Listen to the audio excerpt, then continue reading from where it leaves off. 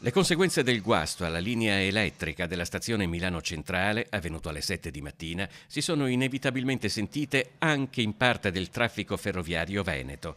Non certo a livello di quelle 8 ore necessarie in Lombardia a ripristinare tutti i treni, ma sufficienti a creare dei disagi anche pesanti. Alla stazione di Mestre, a mezzogiorno, l'Italo da Milano Centrale delle 9.52 veniva dato con 170 minuti di ritardo, il Frecciarossa delle 10 con 160 minuti di ritardo.